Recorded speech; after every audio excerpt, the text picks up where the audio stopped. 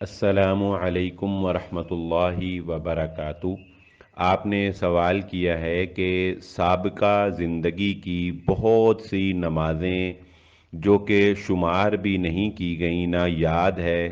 تو ان کی قضا کا کیا طریقہ ہے؟ جیسا کہ عام طور پہ قضائے عمری جو ہے وہ کہا جاتا ہے،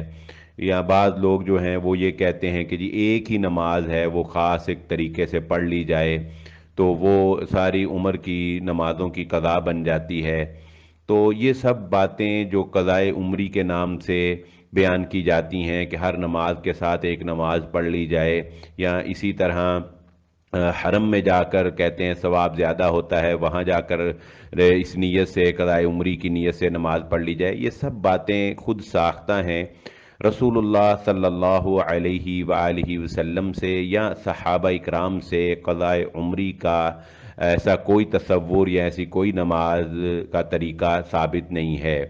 نماز کا چھوڑ دینا چونکہ ایک غلطی ہے، ایک گناہ ہے جو انسان سے سرزد ہوتا ہے، اور زندگی کے ماضی کے جو گناہ ہیں ان کے لیے اللہ رب العزت نے ہمیں توبہ کا طریقہ جو ہے وہ سکھایا ہے کہ انسان اپنے ماضی کے گناہوں پر اللہ رب العزت سے معافی مانگے،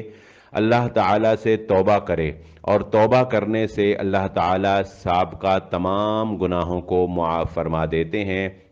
اور انسان ایسے ہو جاتا ہے جیسا کہ رسول اللہ صلی اللہ علیہ وسلم نے فرمایا تائب من الذنب کمن لا ذنب لہ، کہ جیسے اس نے وہ گناہ کیا ہی نہیں ہے۔ تو ماضی کے وہ نمازیں جو ترک کر دی گئی ہیں، چھوڑ دی ہیں، نہیں پڑھیں اور ان کا اندازہ بھی نہیں ہے، ان کے لیے اللہ تعالیٰ سے معافی مانگے، کثرت سے توبہ اور استغفار کریں، اور توبہ کی شرائط میں سے ایک شرط یہ بھی ہے کہ آئندہ اس گناہ کے نہ کرنے کا عزم کیا جائے، یعنی آئندہ زندگی میں نمازوں کی مستقل پابندی اختیار کی جائے، اور اس کے ساتھ ساتھ سنت اور نوافل جو ہیں ان کا اہتمام زیادہ کیا جائے، کیونکہ حدیث میں آتا ہے کہ رسول اللہ صلی اللہ علیہ وآلہ وسلم نے فرمایا قیامت والے دن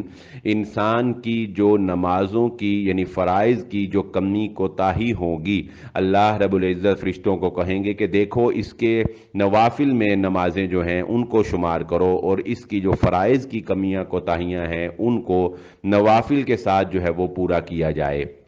تو اس لیے فرائض کے ساتھ نوافل کا اہتمام جو ہے اس کو بڑھا دینا چاہیے، تاکہ فرائض کی جو کمی کوتاہیاں ہیں اور ان کے اندر جو کوئی تاخیر ہے یا جو کچھ بھی معاملات ہیں، انسان تو بہت خطا کار ہے، وہ حق ادا کر ہی نہیں سکتا، اور ہماری آج کی نمازیں جو سوچ اور فکر سے دنیاوی سوچ اور فکر سے بھری ہوئی ہیں، وہ خشوع و خضوع اور للہیت ہی ہمارے اندر نہیں ہے۔ تو بہرحال ہمیں اپنے نوافل کی طرف بھی توجہ کرنی چاہیے تاکہ ہمارے فرائض کی کمیوں کوتاہیوں کو ان نوافل سے پورا کیا جا سکے۔ امید ہے کہ آپ کو بات سمجھ آ گئی ہوگی، واللہ اعلم۔